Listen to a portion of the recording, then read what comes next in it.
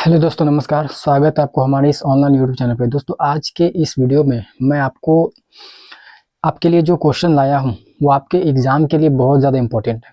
सबसे पहली बात कि मैं आपको इस विषय पे चर्चा करना चाहूँगा कि एक्चुअली में अभी से आप लोगों को जो चीज़ें मैं प्रोवाइड करने वाला हूँ उसका वे ऑफ जो देने का जो तरीका हो वो आपको किस फॉर्मेट में मिलेगा उसको समझिए।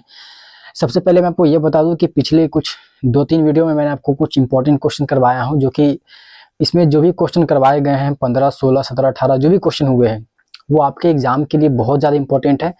अगर आपने उन सारे वीडियो को नहीं देखे तो आप ज़रूर देखिए, ताकि आपको पूरा कंसेप्ट क्लियर हो सके और पूरा क्वेश्चन की एक अच्छी समझ आपके अंदर हो सके, ताकि आपसे अगर वहाँ से एग्जाम में सवाल आते हैं तो आप उसको अच्छे से लिख सके और एक ऐसी भाषा में उसको बनाए, और ताकि आपको पूरा का पूरा नंबर आपको मिल सके। ठीक है, तो ऐसे ही मैं आपको आज के इस वीडियो में भी बताने वाला हूं कि आपको आने वाले क्वेश्चंस जो आपके एग्जाम में आने के चांसेस ज़्यादा है वो सिलेक्टेड क्वेश्चन मैं आपको लिए लेकर के आ रहा हूं, ताकि आप जो भी क्वेश्चंस को देखें तो आपको ऐसा लगे नहीं कि ऐसा कोई क्वेश्चन जो हमने पढ़ा नहीं है। ठीक है, तो आप इन सारी वीडियो को आप पूरा देखिए ताकि आपको पूरा का पूरा क्वेश्चन समझ में आ सके। और हाँ, आपको मैं इसी वीडियो में ये भी बताऊंगा कि आपको लिखना कैसे है, क्योंकि लिखने का जो तरीका होता है वो आपके एग्ज़ाम में बहुत बेहतरीन रोल प्ले करेगा, ताकि आपके जो मार्क्स होते हैं, जो आपके नंबर्स होते हैं, उसको इन्हांस करने में एक बेहतरीन रोल प्ले करने वाला है। ठीक है, तो आपको इसी वीडियो में आपको पूरी चीज़ के बारे में A to Z हर एक चीज़ के बारे में जानकारी मिलेगा। क्वेश्चंस को लिखना कैसे है, उसका आंसर, और वे ऑफ जो रिटन है उसको लिखने का तरीका भी मैं आपको इसी वीडियो में बताने वाला हूँ। तो पहले आपको कुछ क्वेश्चंस लेकर मैं आया हूँ, उस क्वेश्चन को समझाऊंगा और साथ ही साथ उसको लिखना कैसे है वो भी मैं आपको बताऊंगा। तो अभी फिलहाल मेरे पास जगह कम है, इसलिए मैं आपको 3 क्वेश्चन ही लिखा हूँ। आगे इसको समझाने के बाद मैं आपके लिए और भी क्वेश्चन को लिखूंगा और उसको भी समझाऊंगा। ठीक है, तो सबसे पहले आइए देखते हैं पहला क्वेश्चन में क्या बोला जा रहा है। हाँ, समझना बेहद ज़रूरी है कि इसको लिखना कैसे है, क्योंकि पता तो सबको होता है लेकिन ये चीज़ नहीं जानते हैं कि इस क्वेश्चन को लिखा कैसे जाए। तो बेहद ज़रूरी ये होता है जानना कि आपको लिखना कैसे है।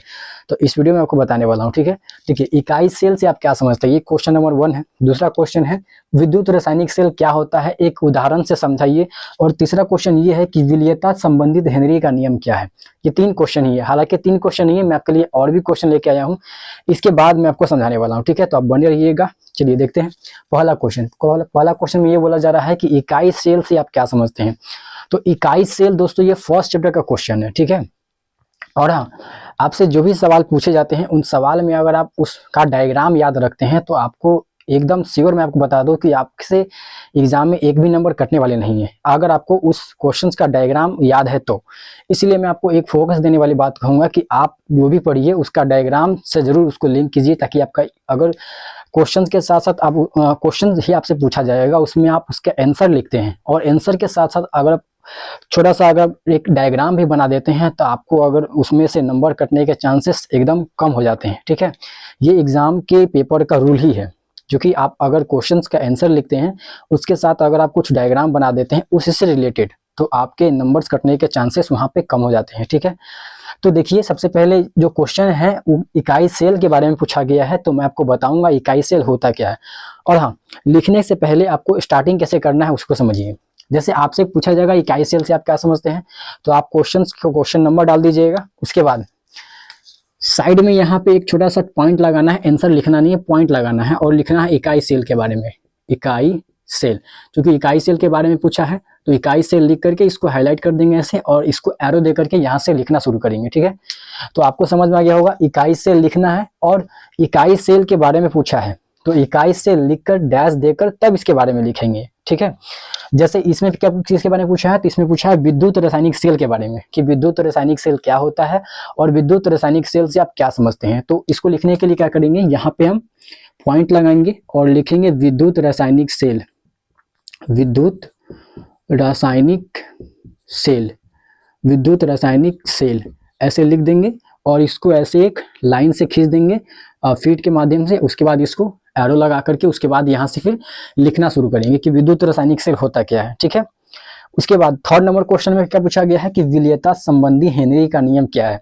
तो इसमें हेनरी का नियम पूछा गया है तो इसके बारे में लिखना है। तो सबसे पहले क्या करेंगे, यहाँ पे एक डॉट लगाएंगे और लिखेंगे हेनरी का नियम।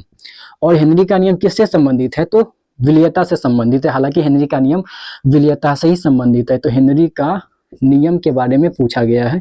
तो हेनरी का नियम ऐसे लिख करके, उसके बाद ऐसे लिख करके ऐसे एरो दे देना है, उसके बाद लिखना शुरू करेंगे। हालांकि आपको पता चलना चाहिए कि लिखना कैसे है, ठीक है। तो लिखना ऐसे ही है कि जिसके बारे में पूछा जाएगा, जैसे इकाई सेल के बारे में पूछा गया था तो इकाई सेल लिख करके डैश दे करके इसके बारे में लिखेंगे। इसमें दूसरा नंबर क्वेश्चन में विद्युत रासायनिक सेल के बारे में पूछा गया है, तो विद्युत रासायनिक सेल लिख करके डैश दे के उसके बाद इसके बारे में लिखना शुरू करेंगे। मतलब जिसके बारे में पूछा जाएगा ना, सबसे पहले उसको लिखना है, उसके बाद ही उसके बारे में लिखना शुरू करना है, ठीक है। तो ये तरीका होने वाला है लिखने के लिए, ठीक है।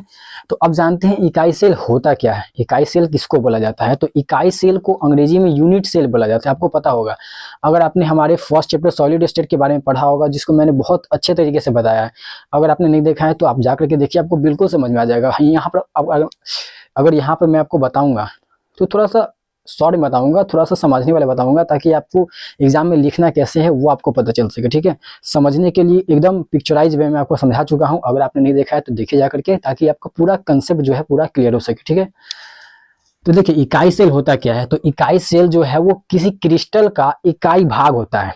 क्या होता है कि कोई भी क्रिस्टल है तो उस क्रिस्टल का इकाई भाग को हम इकाई सेल बोलते हैं। अब ये इकाई सेल का मतलब क्या होता है, जैसे मैं आपको समझा दूं, जैसे आप अगर किसी भी मकान को देखें, किसी भी मकान को देखें, तो आप वहां पे एक चीज ऑब्जर्व कर सकते हैं कि वो जो मकान के कोई भी बना होता है वो ईंटों से बना होता है। तो ईंटा एक ऐसा चीज है जिसको एक सीक्वेंस में एक अच्छे से व्यवस्थित ढंग से उसको सजाया जाता है, तब जाकर के एक दीवार खड़ी होती है। अगर कहने का मतलब क्या हुआ कि अगर दीवार अगर खड़ी करनी है तो ईंटों को एक व्यवस्थित तरीके से सजाना पड़ता है।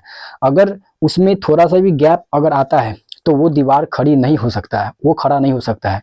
तो इसी तरह से एक क्रिस्टल होता है। हालांकि क्रिस्टल की बात किया जाए तो क्रिस्टलीय ठोस की बात किया जा रहा है। तो एक क्रिस्टल के निर्माण में जो इकाई सेल होता है वो बहुत बेहतरीन रोल प्ले करता है। जैसे एक इकाई सेल को अगर एक व्यवस्थित तरीके से सजाया जाएगा तब जाकर के एक क्रिस्टल का निर्माण होता है। तो हालांकि मैं आपको उतना डिटेल नहीं जाऊंगा, मैं आपको केवल यहाँ पे ये बताऊंगा कि लिखना कैसे है इकाई सेल के बारे में। तो देखिए इकाई सेल के बारे में ये लिखना है कि ये क्रिस्टल का इकाई भाग होता है, जिसे बार बार दोहराने पर पूरे क्रिस्टल ये जालक का निर्माण होता है। समझ में आ गया होगा। आपको लिखना क्या है, इसमें ये लिखना है कि यह एक क्रिस्टल का इकाई भाग होता है, जिसे बार बार दोहराने पर पूरे क्रिस्टलीय जालक का निर्माण होता है, या एक क्रिस्टल का निर्माण होता है, ठीक है। अब आपको पता होना चाहिए कि क्रिस्टल इकाई सेल होता क्या है। इकाई सेल जो होता है वो कुछ इस प्रकार का होता है। आपको क्यूब बना देना है, ठीक है। एक प्रकार का ऐसा, इस प्रकार का ऐसा एक क्यूब बना देना है, और इस प्रकार का ऐसा है कि क्यूब बना देना है, और लिख देना है इसमें कि ये जो है आपका क्या है, इस प्रकार का, ठीक है। और ये लिख देना है, इसमें थोड़ा सा फिगर इस प्रकार का नहीं होगा, रुकिए एक मिनट, इरेज करते हैं। इसमें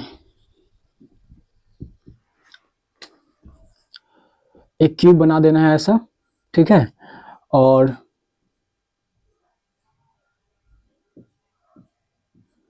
इस प्रकार का इसे इसको खींच देना है, और इसको ऐसे खींच देना है, और इसको ऐसे खींच देना है, ठीक है। और ये बता देना है कि ये क्या है, ये इकाई सेल है, ठीक है। ये इकाई सेल है। इस प्रकार से आपको डायग्राम भी बनाना बेहद जरूरी है, ठीक है। तो इस प्रकार से आप अगर बनाते हैं तो इसके बारे में लिखते हैं और डायग्राम भी बना देते हैं, तो आपको अगर इस प्रकार का सवाल अगर 2 नंबर में पूछा जाता है तो आपको 2 में 2 नंबर मिलेगा। इसमें नंबर कटने के चांसेस कम जाते हैं अगर आप उसका आंसर और साथ ही साथ उसका डायग्राम बना देते हैं तब, ठीक है। तो समझ में आ गया होगा इकाई सेल के बारे में लिखना कैसे है, और उसका साथ साथ डायग्राम जरूर बनाना है। तो यहाँ से खत्म होता है इकाई सेल के बारे में कि इकाई सेल होता क्या है। अब 2 नंबर का सवाल है तो आपको ज्यादा इसके बारे में लिखना नहीं है, 3-4 लाइन लिखना है और एक डायग्राम बना देना है बस, ठीक है। तो इकाई सेल के बारे में पता चल गया होगा। इकाई सेल क्या होता है, फिर से बताता हूँ। इकाई सेल क्या होता है, यह एक क्रिस्टल का भाग होता है, जिसे बार बार दोहराने पर पूरे संपूर्ण क्रिस्टलीय जालक का या पूरे क्रिस्टल का निर्माण होता है, ठीक है। इसका फिगर अवश्य है बनाना। अब देखते हैं दूसरा क्वेश्चन बोला जा रहा है विद्युत रासायनिक सेल क्या है, एक उदाहरण से समझाइए। क्वेश्चन में क्या बोला गया है, विद्युत रासायनिक सेल क्या है, एक उदाहरण से समझाइए। तो सबसे पहली बात कि विद्युत रासायनिक सेल के बारे में जानना है तो आपको डिटेल्स जाना पड़ेगा, लेकिन यहाँ पे केवल लिखना कैसे है, 2 नंबर का सवाल आएगा आपके एग्जाम में, तो लिखना कैसे है वो मैं आपको बताने वाला हूँ, ठीक है। तो विद्युत रासायनिक सेल जो है यह एक युक्ति होता है। क्या होता है? यह एक ऐसी युक्ति है, आपको लिखना है इसमें कि विद्युत रासायनिक सेल एक ऐसी युक्ति होती है, एक ऐसी युक्ति होती है, एक ऐसी युक्ति होती है जो क्या करता है, ये रासायनिक ऊर्जा को ये विद्युत ऊर्जा में परिवर्तित करता है। विद्युत ऊर्जा में ये क्या करता है? परिवर्तित करता है। यहाँ पे मैंने शॉर्ट में लिखा है, हालांकि मैं आपको जो बता रहा हूँ उसी को आपको लिखना है, ठीक है। तो उम्मीद है कि आपको ये विद्युत रासायनिक सेल के बारे में समझ में आ गया होगा कि विद्युत रासायनिक सेल क्या होता है, ठीक है। तो इसको साथ साथ आपको लिखते भी चलना है। इस प्रकार से अगर आप लिखते हैं तो आपको कोई भी दिक्कत नहीं होने वाला है, ठीक है। तो आपको ऐसे ही लिखते चलना है। तो विद्युत रासायनिक सेल क्या होता है आपको समझ में आ गया होगा कि विद्युत रासायनिक सेल एक ऐसी युक्ति होती है जो कि रासायनिक ऊर्जा को विद्युत ऊर्जा में परिवर्तित करती है। इस पर भी मैंने स्पेसिफिक एक वीडियो आपको दे चुका हूं, अगर आपने नहीं देखा है तो विद्युत रासायनिक cell, galvanic cell, redox cell, बहुत सारे नाम से इसको जाना जाता है। इस पर मैंने आपको बता चुका हूं, अगर आपने नहीं देखा तो आप जरूर देख लीजिए, ठीक है। वहां से आपको क्लियर हो सकता है कि वाकई में ये क्या होता है, ठीक है। तो विद्युत रासायनिक सेल समझ में आ गया होगा, एक ऐसी युक्ति होती है जो रासायनिक ऊर्जा को विद्युत ऊर्जा में परिवर्तित करती है। एक्चुअली में यहाँ पे होता क्या है, यहाँ पे दो रॉड होता है। दो रॉड कहने का मतलब दो इलेक्ट्रोड होता है, एक पर ऑक्सीकरण की क्रिया होती है और एक पर अवकरण की क्रिया होती है। यहाँ पे समझने वाली बात यह है कि विद्युत रासायनिक सेल एक ऐसी युक्ति होती है जो रासायनिक ऊर्जा को विद्युत ऊर्जा में परिवर्तित करने का काम करता है। रासायनिक ऊर्जा कहने का मतलब उसमें हम केमिकल रिएक्शन करवाते हैं, रासायनिक अभिक्रिया करवाते हैं और वहां से हमको एक विद्युत ऊर्जा देखने को मिलता है, करंट देखने को मिलता है, ठीक है। तो ऐसी इस प्रकार का एक युक्ति होता है हमारा विद्युत रासायनिक सेल। आपको यहाँ पे इसके बारे में ही केवल नहीं पूछा है, इसका एग्जाम्पल भी पूछा है कि ये उदाहरण के साथ समझाइए। तो इसका एक सिंपल उदाहरण है डेनियल सेल, जिसको गैल्वेनिक सेल के नाम से जाना जाता है, ठीक है। तो अगर आपको विद्युत रासायनिक सेल का एग्जाम्पल पूछा जाएगा तो आपको एग्जाम्पल देना है गैल्वेनिक सेल के बारे में, ठीक है, गैल्वेनिक सेल के बारे में, या इसी को डेनियल सेल बोला जाता है, डेनियल सेल, ठीक है। तो आपको इसका एग्जाम्पल ये देना होगा। अगर विद्युत रासायनिक सेल का तो क्या दीजिएगा, गैल्वेनिक सेल या फिर डेनियल सेल। उम्मीद है समझ में आ गया होगा। और इसके बारे में कुछ चीजें और भी हैं कि इसमें दो इलेक्ट्रोड होता है, एक पर ऑक्सीकरण की क्रिया होती है और एक पर अवकरण की क्रिया होती है, और इसके साथ साथ इसका फिगर बनाना बहुत ज्यादा जरूरी है। समझ में आ गया होगा। अब चलते हैं नेक्स्ट क्वेश्चन की तरफ। तीसरा नंबर क्वेश्चन, हालांकि कुछ क्वेश्चन ज्यादा लाया हूं तो थोड़ा सा अगर ज्यादा तेज लग रहा होगा तो थोड़ा सा समझने का प्रयास कीजिएगा। तो तीसरा क्वेश्चन ये है कि विलीयता संबंधित हेनरी का नियम क्या है। तो सबसे पहले लिखना कैसे है उसको पता चल गया होगा। हेनरी का नियम के बारे में पूछा है तो हेनरी का नियम लिखेंगे, उसके बाद ऐसे डैश देंगे, उसके बाद लिखना शुरू करेंगे। तो हेनरी का नियम क्या है, देखिए सिंपल से कहने का मतलब यह है कि समझाने के लिए है तो थोड़ा सा समझाऊंगा, उसके बाद लिखना कैसे है वो मैं आपको समझाऊंगा, ठीक है। तो हेनरी का नियम जो है वो किस प्रकार से आया, तो यहाँ पे लिखा हुआ है विलीयता संबंधित। तो ये किसकी विलीयता से संबंधित है, ये तो सवाल आना चाहिए, किसकी विलीयता संबंधित है। तो ये विलीयता संबंधित है गैस की। किसके संबंधित है ये, गैस की। गैस की विलीयता द्रव में कितनी है। जैसे अगर आपको देखा जाए तो आप जनरली देखे होंगे कि जो जल होता है उस जल में गैस घुली हुई रहती है। ऑलरेडी हमारे एटमॉस्फेयर में, हमारे इस पर्यावरण में, आसपास में जितनी भी जल है, जहां भी जल है, जहां भी पानी है, वहां पर जहां भी पानी है उसमें ऑलरेडी ऑक्सीजन घुली हुई रहती है। तभी तो हमारे जितने भी जलीय प्राणी है, जैसे मछली हो गया, जितने भी है, वो सारे के सारे जीवित है। क्यों? क्योंकि जीवित रहने के लिए ऑक्सीजन की जरूरत पड़ती है और जल में वो ऑलरेडी घुला हुआ है, तभी तो बहुत सारे जलीय जीव जीवित है। लेकिन अगर हमको ऊपर से जल में अगर और भी किसी गैस को घोलना होगा, जैसे जल में ऑक्सीजन घुली हुई रहती है, लेकिन आप अगर जनरली कोई सोडा वाटर देखे होंगे, कोल्ड ड्रिंक देखे होंगे, तो उसमें ऊपर से कोई गैसेस घुली हुई रहती है। तो वो कैसे घोली जाती है उसके बारे में ये हेनरी का नियम बताता है। जैसे कोई भी कोल्ड ड्रिंक होता है जो ठंडा होता है, स्प्राइट, कोका कोला जो भी होता है, उसमें ऊपर से क्या होता है, गैस को घोला जाता है। तो वो कैसे घोला जाता है, तो वो हेनरी ने बताया था, हेनरी का नियम से रिलेटेड है वो, ठीक है। तो इसके बारे में डिटेल से जानना होगा तो आपको पढ़ना पड़ेगा, हालांकि मैं आपको यहाँ पे समझाऊंगा, उसके बारे में लिखना कैसे वो आपको समझाऊंगा, ठीक है। तो हेनरी का नियम क्या है, हेनरी का नियम किससे संबंधित है, तो गैस की विलीयता द्रव में कितनी होती है। जैसे अगर किसी गैस को हमको द्रव में घोलना है तो वो कितनी मात्रा में घुल सकता है, किस प्रकार से घुलेगा, इससे संबंधित जो नियम है वो क्या है, हेनरी का नियम है। तो हेनरी का नियम सिंपल है कि अगर देखा जाए तो किसी गैस की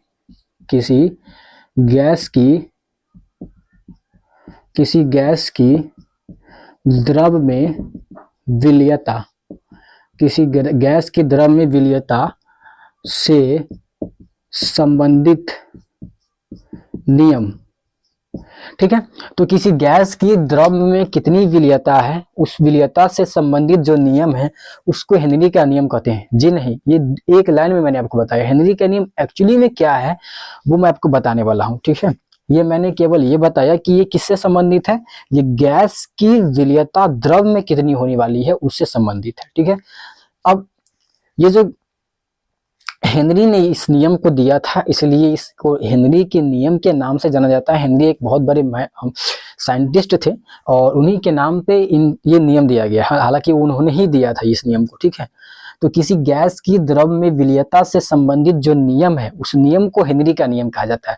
ये कुछ पॉइंट्स है जो आपको एक्स्ट्रा इंक्लूड करना पड़ेगा एक्स्ट्रा मार्क्स लेने के लिए। अगर आपको पूरा का पूरा नंबर चाहिए तो उसमें कुछ चीजें आपको एक्स्ट्रा जोड़ना पड़ेगा। अगर आपसे हेनरी का नियम पूछा है, अगर आप केवल हेनरी का नियम लिख दीजिएगा तो आपको हेनरी के नियम जैसा नंबर मिलेगा। इस प्रकार से अगर आप कुछ चीजें अपने से अगर ऐड करते हैं उस क्वेश्चंस में तो आपको एक्स्ट्रा, अगर जो भी चेक करने वाले होते हैं आपको एक अच्छा सा इंप्रेशन जाएगा तो आपको पूरा नंबर मिलेगा, ठीक है। तो इस प्रकार से आपको कुछ चीजें हैं जो आपको अपने से जोड़ना पड़ेगा उसमें। तो हेनरी का नियम क्या है, किसी गैस की द्रव में विलयता से संबंधित जो नियम है उसको हेनरी का नियम कहा जाता है। एक्चुअली में यहाँ पे होता क्या है, जैसे अगर मान लेते हैं कि ये कोई वाटर है, जल है, ठीक है, और ये द्रव है, ये क्या है, ये द्रव है, ठीक है। और इस द्रव में हमको किसी गैस को घोलना है, ये मान लेते हैं ये गैस है और इस गैस को घोलना है, ठीक है। तो ये गैस जो है ये द्रव में कितना घुलेगा, कितनी मात्रा में घुलेगा, इससे संबंधित जो नियम है वही हमारा हेनरी का नियम है।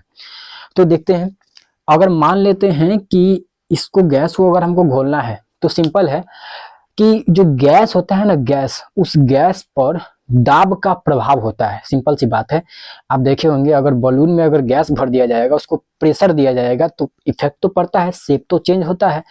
यानी कि गैस पर जो है वो दबाव, जो प्रेशर होता है उसका प्रभाव पड़ता है। कुछ चीजें मैं आपको बता रहा हूँ, साथ साथ सुनना भी है ताकि आपको पूरी तरह से क्लियर हो सके, ठीक है। तो हमने ये बताया कि गैस पर दबाव, जब दबाव होता है, जो प्रेशर होता है उसका प्रभाव पड़ता है। कैसे पड़ता है तो आप देखे होंगे जनरली क्या होता है, अगर हमको गैस को द्रव में घोलना है, अगर गैस को द्रव में घोलना है तो ऊपर से प्रेशर लगाएंगे ना, ऊपर से अगर दाब लगाएंगे तो वो गैस जो होगा वो द्रव में घुल सकता है, आसानी से घुल जाएगा, ठीक है। तो कुछ नहीं करना होगा, बस इसको अगर मैं इस पर से दाब लगाता हूँ, प्रेशर लगाता हूँ, तो हेनरी का नियम सिंपल ये था कि जो प्रेशर है, जो इस गैस पर जो प्रेशर लगेगा, वो जितना ज्यादा प्रेशर लगेगा उतना ज्यादा वो क्या करेगा, एक्स को हमने गैस मान लिया, एक्स गैस इन लिक्विड, ठीक है। यानी कि जितना ज्यादा हम यहाँ पे प्रेशर लगाने वाले हैं उतना ही ज्यादा गैस जो है वो लिक्विड में घुलेगा। सिंपल से इसका मैथमेटिकल टर्म है, सिंपल समझना ये है कि pressure is directly proportional to X. यहाँ पे एक्स का मतलब क्या है, एक्स का मतलब है वो मात्रा, गैस की मात्रा, जितनी मात्रा में वो घुलने वाला है। तो अगर देखा जाए तो जितना ज्यादा मैं यहाँ पे प्रेशर लगाऊंगा, जितना ज्यादा यहाँ पे दबाव लगाऊंगा, उतना ज्यादा ये गैस जो होगा वो द्रव में जाकर के घुलेगा। यानी कि प्रेशर जो है, अगर प्रेशर को बढ़ाएंगे, जितना ज्यादा प्रेशर बढ़ेगा उतना ज्यादा जो है वो गैस जो है वो द्रव में घुलेगा और उतनी ही उसकी मात्रा बढ़ेगी, ठीक है। तो ये सिंपल है, तो समझ में आ गया होगा हेनरी का नियम क्या है। हेनरी का नियम सिंपल है कि किसी गैस की वह मात्रा जो वो किसी द्रव में घुल सके, ठीक है। यानी कि सिंपल कहने का मतलब क्या हुआ वो आपको सिंपल बताता हूँ कि अगर देखा जाए तो इसका सिंपल है कि किसी द्रव में जो गैस होता है, गैस पर जो दबाव लगेगा, जो प्रेशर लगेगा, तो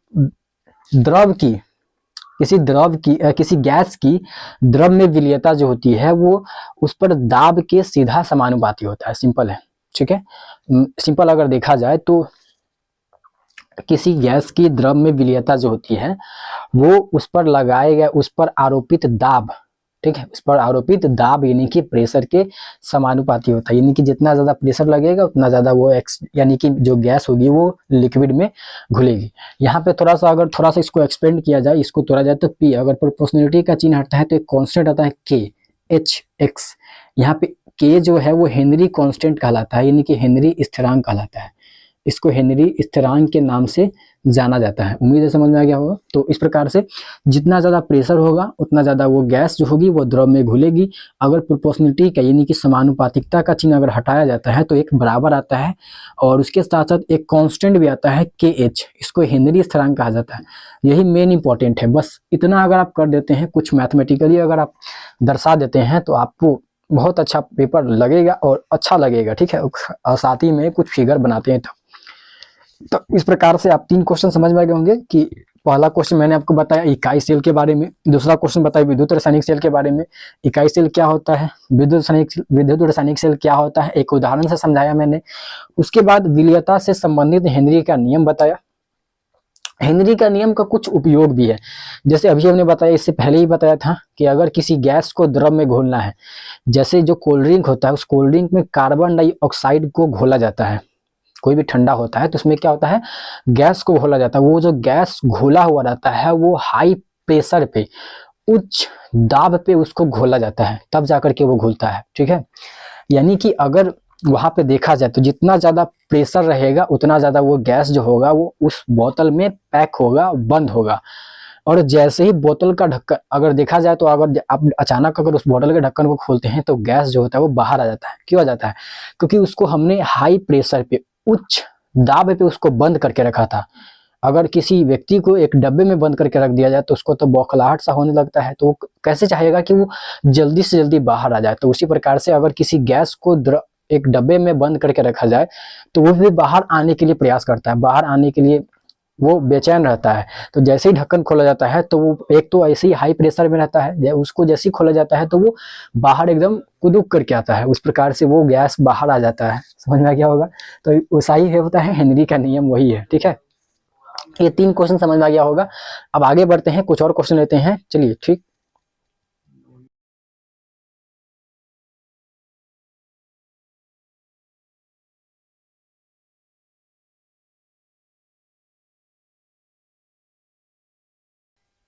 तो कुछ इश्यू हो गया था, इसमें आवाज नहीं आया होगा, ठीक है। चलिए देखते हैं अगला क्वेश्चन क्या है। 4, 5, 6, 4 नंबर क्वेश्चन में बोला जा रहा है प्रासरण और प्रासरण दाब की परिभाषा देने के लिए। 5 नंबर क्वेश्चन बोला विशिष्ट चालकता क्या होता है उसके बारे में लिखना है। और 6ठा नंबर में है डीएनए फिंगर प्रिंटिंग के किन्हीं 2 उपयोग को लिखना, कोई 2 उपयोग बताना, ठीक है। ये 3 क्वेश्चन और है। तो पहला चौथा क्वेश्चन है प्रासरण और प्रासरण दाब का परिभाषा देने के लिए बोला जा रहा है, तो देते हैं। सबसे पहले बता दिए हैं कि प्रासरण लिखना है, उसके बाद इसका परिभाषा देना है। तो देखिए पहले समझाते हैं। अगर एक इस प्रकार का एक प्रकार का है, ठीक है, इसमें क्या करते हैं कि एक तरफ जो है, एक तरफ हमने इस तरफ लिया है जो कि केवल है, इस तरफ क्या है, केवल विलायक के अणु है, क्या है, विलायक है। और इस तरफ एक विलयन है जिसमें जो इस तरफ विलयन है, क्या है, विलयन है। और यहाँ पे है एक सेमी परमिएबल मेम्ब्रेन, अर्ध परागम्य झिल्ली, ठीक है। अर्ध परागम्य झिल्ली के बारे में पता होगा, जिसमें केवल विलायक के अणु ही जाता है, विलय नहीं जाता है, ठीक है। तो होता क्या है कि प्रासरण जो है एक प्रक्रिया है। प्रासरण क्या है? एक प्रक्रिया है जिसमें इसमें 2 तरह से परिभाषा इसका लिखा जा सकता है। अगर देखा जाए विलायक के केस के बेस पर तो विलायक की सांद्रता इधर कम है, विलयन के केस पर कि विलयन में इधर क्या है, विलय है ही नहीं, विलायक है। और ये विलयन है, तो विलयन क्या होता है, विलयन वो होता है, आ रहा होगा, दिख रहा है, ठीक है। तो विलयन वो होता है जिसमें विलायक भी विलय भी होता है और विलायक भी होता है, ठीक है। यानी कि विलय प्लस विलायक दोनों जब मिलता है तब जाकर क्या बनता है, विलयन बनता है। लेकिन एक तरफ हमने क्या लिया है, केवल विलायक लिया है, और एक तरफ लिया है विलयन।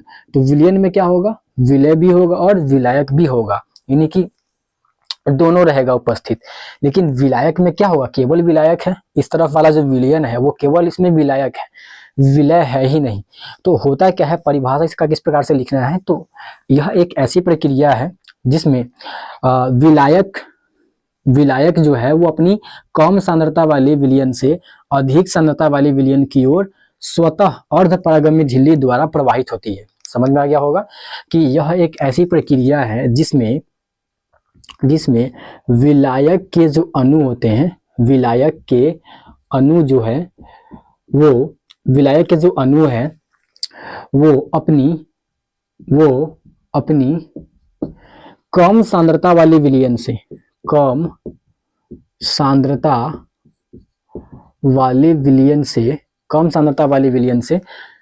विलयन से वो क्या होगा, अधिक सांद्रता वाले विलयन की ओर जाएगा, अधिक सांद्रता वाले विलयन की ओर अर्ध परागम्य झिल्ली, क्योंकि यहाँ पे बीच में क्या लगा हुआ है, अर्ध परागम्य झिल्ली लगा हुआ है, तो अर्ध परागम्य झिल्ली द्वारा स्वतः प्रवाहित होता है। क्या होता है, स्वतः प्रवाहित होता है। ठीक है, तो इस प्रकार का ये इसका परिभाषा हो जाएगा। हालांकि मैंने पूरा नहीं लिखा है, मैंने जो बताया है उसको आपको लिखना है। ठीक है, तो समझ में आ गया होगा कि परासरण क्या होता है। तो परासरण एक ऐसी प्रक्रिया है जिसमें विलायक के जो अणु है वो अपनी कम सांद्रता वाले विलयन से अधिक सांद्रता वाले विलयन की ओर स्वतः अर्ध परागम्य झिल्ली द्वारा प्रवाहित होता है, स्वतः हो यह प्रक्रिया होता है। तो इस प्रकार का इसको बोला जाता है परासरण।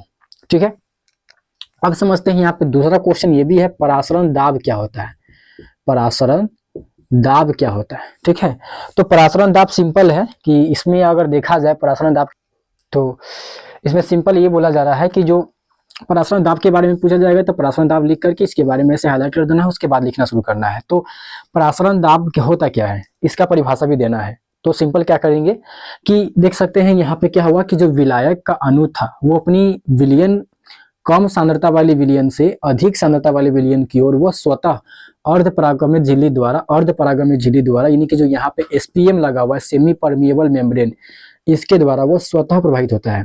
तो ये क्या होता है, अपने कम सांद्रता वाले विलयन से अधिक सांद्रता वाले विलयन की ओर जाता है।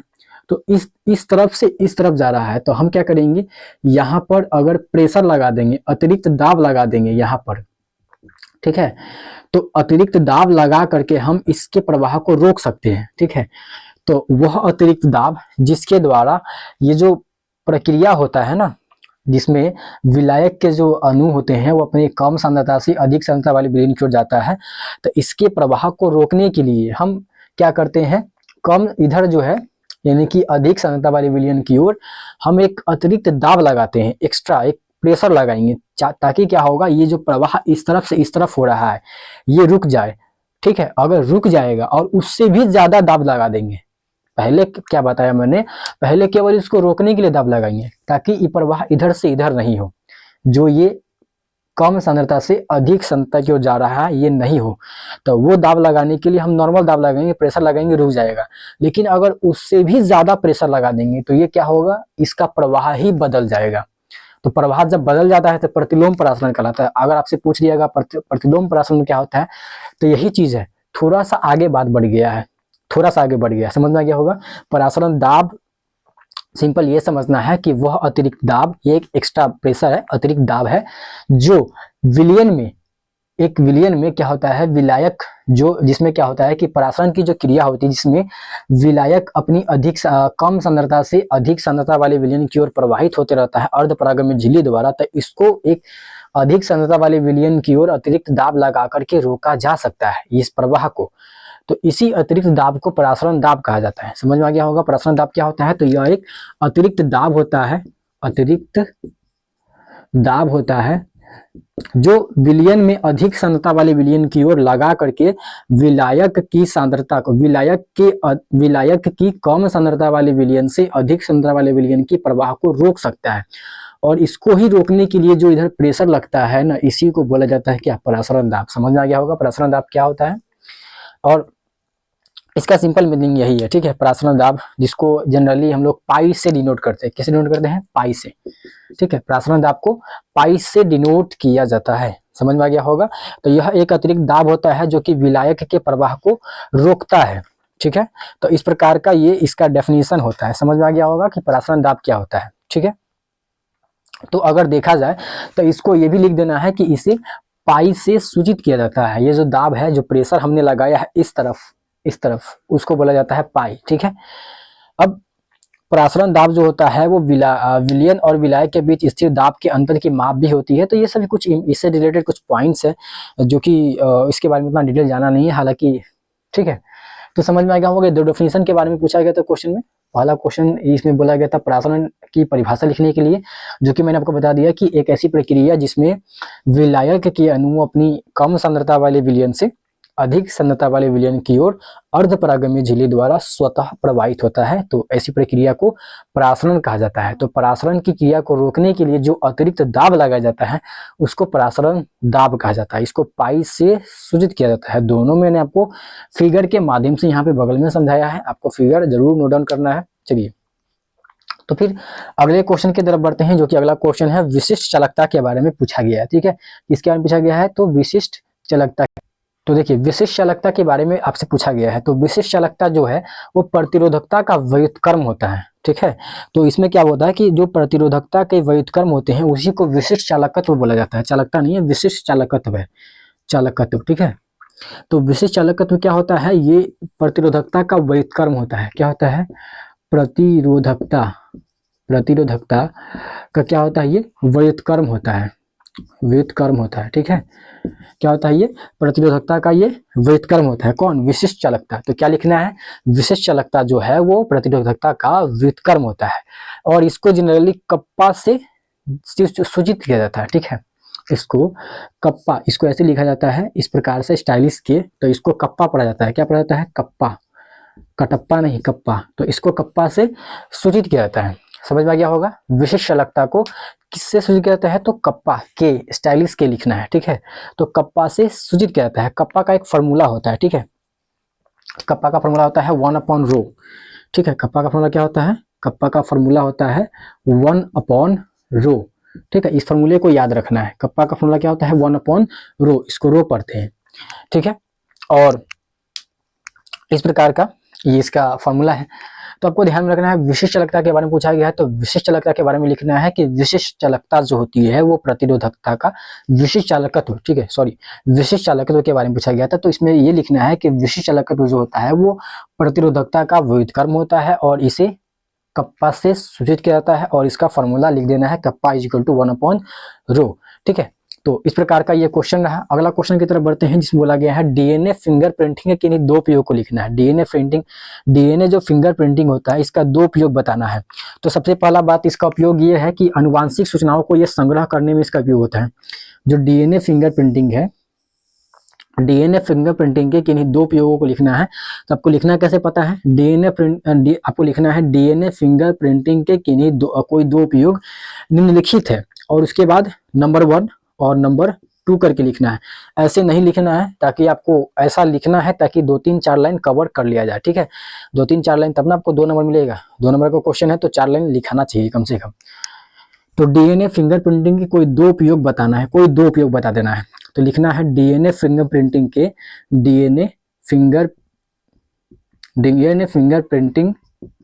फिंगरप्रिंटिंग के दो उपयोग निम्नलिखित है। ठीक है, और ऐसे में एरो मार देना है और नीचे लिखना है पहला नंबर, आनुवांशिक सूचनाओं को संग्रह करने में, आनुवांशिक सूचनाओं को, दिख रहा है ना, तो आनुवांशिक सूचनाओं को संग्रह करने में, ये इसका पहला यूज है। आनुवांशिक सूचनाओं को ये क्या करता है, संग्रह करने में इसका यूज किया जाता है। ठीक है, दूसरा है प्रजातियों की पहचान में, जो प्रजाति होते हैं उस प्रजातियों की पहचान बनाने में, प्रजातियों की पहचान में, ठीक है, इसका यूज किया जाता है। किसका, डीएनए फिंगरप्रिंटिंग का। ठीक है, समझ में आ गया होगा।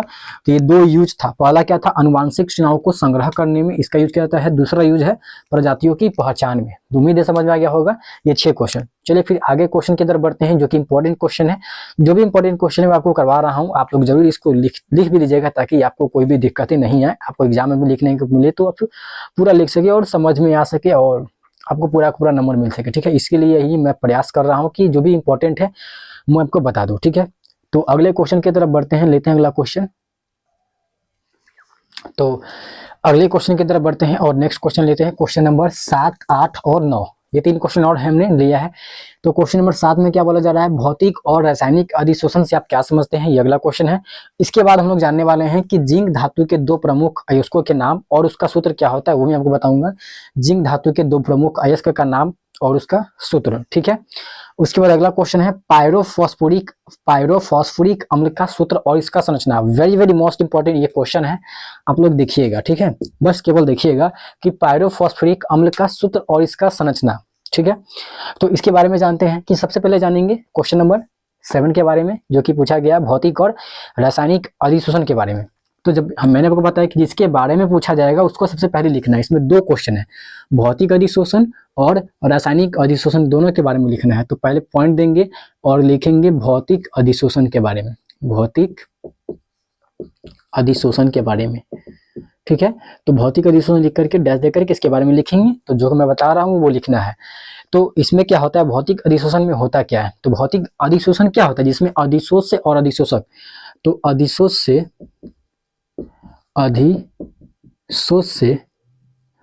और अधिशोषक, अधिशोष से और अधिशोषक, अधिशोष से और अधिशोषक कहने का मतलब क्या हुआ, कोई भी अगर कण है तो वो जाकर के जिस पर चिपकता है, वो जो जाकर के चिपकता है वो अधिशोष से कहलाता है, और जिस पर जाकर के चिपकता है वो अधिशोषक कहलाता है। जैसे हम ये मार्कर से लिख रहे हैं तो इसका यहाँ इस पर का जो इंक है वो यहाँ आकर के चिपक रहा है, तो जो लिख रहे हैं ब्लैक सा जो चिपक रहा है, जिससे मान लेते हैं ये मिटाने वाला है, ठीक है। तो इससे अगर मैं इसको मिटाऊंगा, ठीक है, इसको इरेज करूंगा, तो इसका जो कण होगा वो इस पर आकर के चिपक जाएगा। तो जो चिपका वो अधिशोष से, ठीक है, और जिस पर जाकर के चिपका वो अधिशोषक कहलाता है। सिंपल है, ठीक है। जो जाकर के चिपकेगा वो अधिशोष से, और जिस पर जाकर के चिपके वो अधिशोषक कहलाएगा। जैसे आप लोग देखोगे नॉर्मली जब आमने सामने कहीं पर भी अगर कोई व्हीकल, कोई सवारी पड़ा हुआ है, कोई बाइक है या कोई भी है, तो उस पर क्या होता है, धूलकण आकर के बैठ जाता है। धूलकण जैसे ही बैठ गया तो धूलकण आकर के बैठा तो वो अधिशोष से कहलाएगा, और जिस पर जाकर के बैठा वो अधिशोषक कहलाएगा। सिंपल है, ठीक है। तो अधिशोष से और अधिशोषक, जब अधिशोष से और अधिशोषक के मध्य दुर्बल वंडरवल बल होता है, क्या होता है, दुर्बल वंडरवल बल होता है, ठीक है। जब अधिशोष से और अधिशोषक के मध्य दुर्बल वंडरवल बल द्वारा बंधा हुआ होता है, तब इस प्रकार का जो अधिशोषण होता है उसको भौतिक अधिशोषण कहा जाता है। और भौतिक अधिशोषण बहुत कमजोर होता है, उसको ऐसी करेंगे तो हट जाता है। जैसे अगर धूलकण किसी पर आकर के बैठ जाता है तो उस पर अगर हल्का सा अगर हम ऊपर से ऐसे दाब लगा देंगे, हल्का सा अगर ऐसे मार देंगे तो तुरंत क्या हो जाएगा, हट जाएगा। तो उस भौतिक अधिशोषण बहुत कमजोर होता है, क्योंकि वंडरवल बल है ये बहुत कमजोर होता है, इसलिए उसको हल्का से ऐसे करेंगे तो तुरंत हट जाएगा। तो भौतिक अधिशोषण यही होता है जिसमें अधिशोष से और अधिशोषक के मध्य दुर्बल वंडरवल होता है। वंडरवल बल कमजोर होता है, उसको हल्का सा करेंगे वो अपने आप हट जाएगा।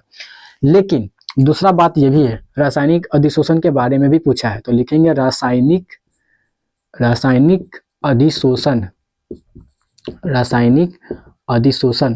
तो रासायनिक अधिशोषण क्या होता है, तो रासायनिक अधिशोषण में क्या होता है, रासायनिक बंध बनता है। सिंपल याद रखना है, रासायनिक अधिशोषण में क्या होता है, रासायनिक बंध बनता है। तो किसके किसके बीच बनेगा, सिंपल याद रखना है, दो ये वो इसमें चीजें हैं, एक है अधिशोष, दूसरा है अधिशोषक। तो इसमें लिखेंगे जब अधिशोष से और अधिशोषक, जब अधिशोष से और अधिशोषक, जब अधिशोष से और अधिशोषक के मध्य रासायनिक बंध का निर्माण होता है, तो इस प्रकार के अधिशोषण को रासायनिक अधिशोषण कहा जाता है। यानी कि ऐसा अधिशोषण जिसमें बंध जो है भौतिक, जिसमें अधिशोष से और अधिशोषक के जो बीच बंध होता है वो रासायनिक बंध होता है। अब रासायनिक बंध है तो वो काफ़ी ज़्यादा स्ट्रांग होता है। जैसे मान लेते हैं कोई एल्युमिनियम है, उस एल्युमिनियम पर आकर के कोई ऑक्सीजन आकर के चिपक गया है, तो वो एल्युमिनियम जैसे ही ऑक्सीजन पर चिपकेगा तो वो एल्युमिनियम ऑक्साइड बना लेगा। अब जैसे ही एल्युमिनियम ऑक्साइड बन गया, अब उसने एल्युमिनियम से ऑक्सीजन अभिक्रिया कर लिया है, तो जब अभिक्रिया कर लिया है तो उसको अलग करना पॉसिबल नहीं है। हो जाएगा लेकिन थोड़ा पॉसिबल नहीं है, ठीक है। सिंपल है, कहने का मतलब अगर हो गया ये चीज़ तो इसमें रासायनिक बंध बन गया, जब बन गया तो उसको अलग करना मुश्किल है, ठीक है। तो इस प्रकार क्या होता है कि जो रासायनिक अधिशोषण होता है ये काफ़ी ज़्यादा स्ट्रांग होता है, ठीक है। इसको फिर से वापस इसको हटा नहीं सकते हैं। जब एल्युमिनियम और ऑक्सीजन अभिक्रिया कर लिया तो एल्युमिनियम ऑक्साइड बन गया, अब उसको वापस अलग नहीं कर सकते। लेकिन अगर भौतिक अधिशोषण की बात किया जाए तो इसमें अगर वो अभिक्रिया कर लेता है, मतलब अगर भौतिक अधिशोषण की बात किया जाए तो अगर ये चीज़ होता है, संपन्न होता है, तो ये इसको साइंस की भाषा में उत्क्रमणीय बोला जाता है। उत्क्रमणीय और अनुत्क्रमणीय दो शब्द आपको याद रखना है। एक है उत्क्रमणीय, तो भौतिक अधिशोषण जो होता है ये उत्क्रमणीय होता है। उत्क्रमणीय मतलब रिवर्सेबल। रिवर्सेबल कहने का मतलब जो अगर हो गया तो वापस हो हट भी सकता है।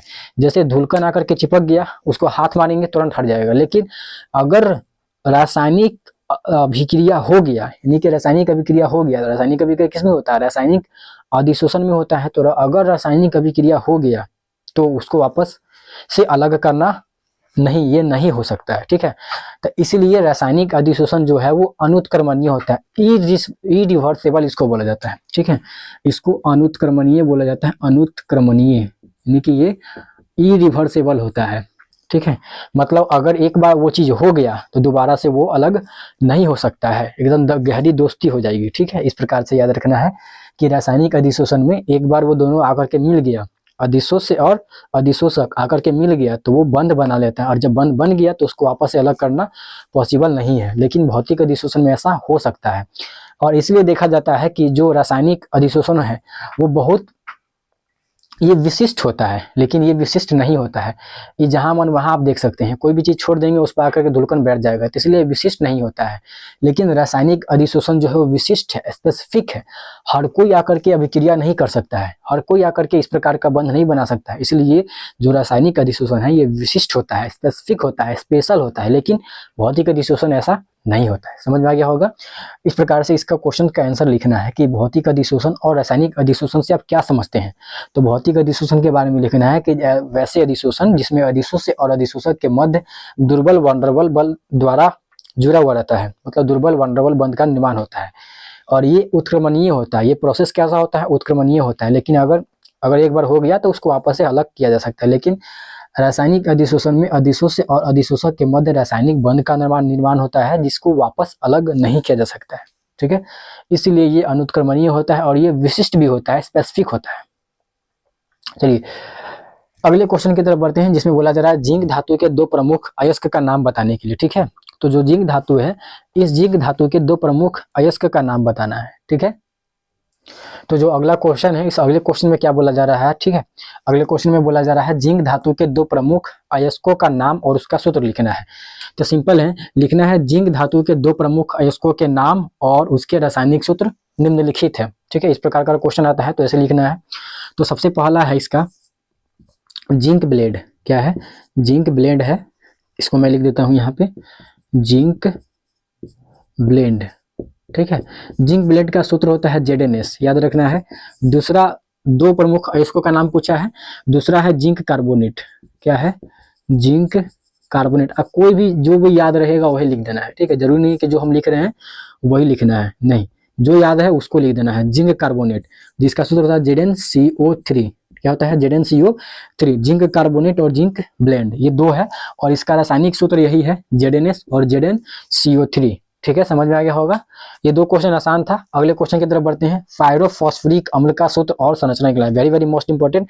पायरोफॉस्फोरिक अम्ल का रासायनिक सूत्र और इसका क्या लिखना है? संरचना लिखना है। सबसे पहले मैं इसका रासायनिक सूत्र बता देता हूँ। पायरोफॉस्फोरिक अम्ल जो है, इसका रासायनिक सूत्र क्या होता है? तो पायरोफॉस्फोरिक अम्ल का सूत्र याद रखना, H2P2O7। क्या होता है?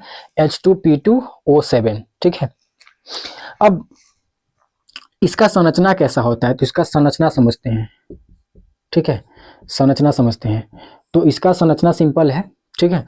इसका संरचना कैसा है? तो चूंकि दो फास्फोरस है, कितना है? दो फास्फोरस है, तो यहाँ पे लिख देंगे पहला फास्फोरस ये रहा और दूसरा फास्फोरस ये रहा। दो फास्फोरस था, हमने दोनों फास्फोरस को इस प्रकार से सजा दिया, ठीक है। अब होता क्या है कि दो फास्फोरस था, दो फास्फोरस को हमने समझा दिया। अब बचा कितना? दो हाइड्रोजन, और यहाँ पे कितना है? 7 ऑक्सीजन है, ठीक है। संरचना बता रहे हैं, मोस्ट इंपॉर्टेंट है समझना, क्योंकि जो समझा रहे हैं जिस प्रकार से संरचना बना करके दिखाएंगे उसको अगर एक बार समझ लेते हैं तो वो चीज़ें याद रहेगा, और याद रहेगा तो वही आप लिख सकते हैं, संरचना बना सकते हैं, इसलिए समझना जरूरी है। तो H2P2O7 ये क्या है, पायरोफॉस्फोरिक अम्ल का सूत्र है, याद रखना है। पायरोफॉस्फोरिक अम्ल का सूत्र क्या होता है, H2P2O7, यानी कि हाइड्रोजन 2, फास्फोरस 2 और ऑक्सीजन 7। ये बनता कैसे है, ये बहुत आसान है, अगर आपको टाइम मिलेगा तो आगे अगर कोई क्वेश्चन में आ जाएगा पायरोफॉस्फोरिक अम्ल का निर्माण, तो वो भी मैं आपको बता दूंगा कि पायरोफॉस्फोरिक अम्ल का निर्माण किस प्रकार से किया जाता है, ठीक है। तो H2P2O7 इसका संरचना बना करके दिखा रहे हैं। तो 2 फास्फोरस था, हमने 2 फास्फोरस को लिख दिया है। क्योंकि अगर पायरोफॉस्फोरिक अम्ल ये ऑक्जेलिक अम्ल का एक प्रकार का अवयव है, तो उसमें देखेंगे, क्योंकि देखा जाए तो इसमें 2 बॉन्ड ऊपर बना देना है, P double bond O, P double bond O। जो ऑक्सीजन है, ऑक्सीजन दोनों फास्फोरस के साथ डबल बॉन्ड के साथ पहले जोड़ देना है, जो मैंने जोड़ दिया यहाँ पे। अब बचा क्या, क्योंकि 2 हाइड्रोजन है तो देखा जाए, अब उसके बाद जल का जो 2 हाइड्रोजन है, तो 2 हाइड्रोजन जो है वो O से मिलेगा, तो 2 हाइड्रोजन है, तो 2 हाइड्रोजन अगर 2 O से मिलेगा तो 2 गो OH बनाएगा, ठीक है। मतलब कहने का मतलब ये हुआ कि 2 गो हाइड्रोजन 2 गो ऑक्सीजन से मिलेगा, ठीक है। तो 2 गो OH बनाएगा, तो एक गो OH यहाँ पे जोड़ देंगे हम, ठीक है, इस प्रकार से, और इसमें भी एक गो OH जोड़ देंगे इस प्रकार से। अब इसमें नहीं जोड़ेंगे, पहले मैंने 2 गो OH बनाया ना, तो इसको 2H को इस प्रकार से लिख लेना है, एक OH ये रहा और एक OH ये रहा, ठीक है। इसके बाद इसमें भी इस प्रकार का बना देना है, 2 गो OH, इस प्रकार का OH, एक ये रहा और एक OH ये रहा, ठीक है। अब बचा क्या देख सकते हैं, 2 गो फास्फोरस था, दोनों फास्फोरस काम में आ गया है।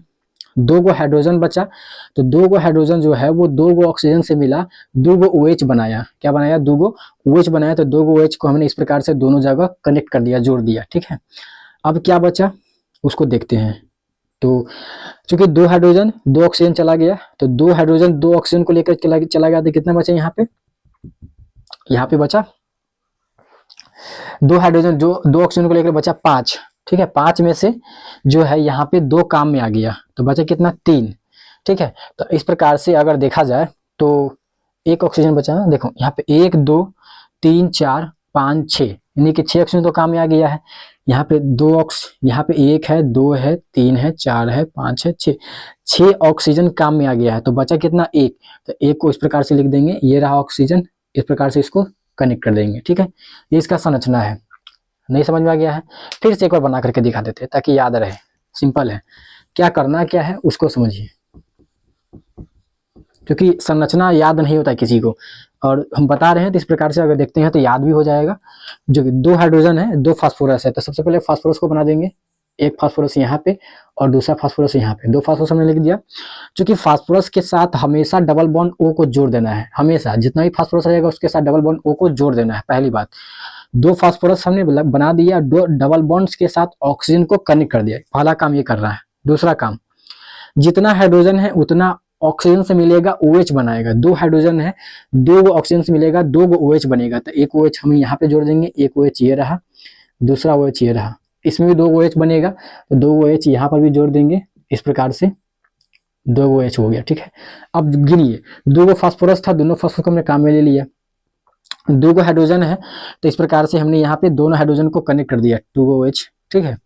अब बचा क्या, अब बचा हमारे पास ऑक्सीजन को देखना है, तो ऑक्सीजन यहाँ पे क्या रहा, 1 2 3 4 5 6 ऑक्सीजन काम में आ गया, तो बचा कितना, एक और बचा, तो एक ऑक्सीजन को इस प्रकार से बीच में रख देंगे और इसको फास्फोरस से ऐसे कनेक्ट कर देंगे, तो ये क्या रहा, पायरोफॉस्फोरिक अम्ल का संरचना रहा, जो कि मोस्ट इंपॉर्टेंट है, एग्जाम में आपसे पूछा जा सकता है, पायरोफॉस्फोरिक अम्ल का संरचना और इसका सूत्र, ठीक है।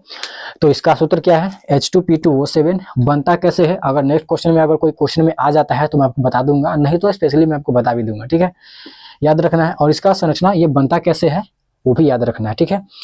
तो चलिए फिर बढ़ते हैं अगले क्वेश्चन की तरफ, जो देखते हैं क्या है अगले क्वेश्चन में। हालांकि मैंने आपको 9 क्वेश्चन अभी बता दिया है, ठीक है। तो अगले क्वेश्चन की तरफ बढ़ते हैं, जो कि अगला क्वेश्चन है क्वेश्चन नंबर 10 11 और 12, ठीक है। 3 क्वेश्चन और मैंने लिया है, क्वेश्चन नंबर 10 11 और 12। क्वेश्चन नंबर 10 में क्या बोला जा रहा है, क्वेश्चन नंबर 10 में ये बोला जा रहा है कि ओजोन के 2 उपयोग को लिखे, ओजोन का 2 उपयोग बताना है, ठीक है। तो दूसरा क्वेश्चन है HF, HCl, HBr और HI की अम्लीय शक्ति को बढ़ते क्रम में सजाना है। और अगला क्वेश्चन है एमिनो अम्ल जो है वो उभयधर्मी होते हैं क्यों, कारण बताना है। एमिनो अम्ल उभयधर्मी होते हैं उसका कारण बताना है। ठीक है, तो ये हमने 3 क्वेश्चन और लिया है। तो सबसे पहले समझते हैं ओजोन का 2 उपयोग क्या क्या है।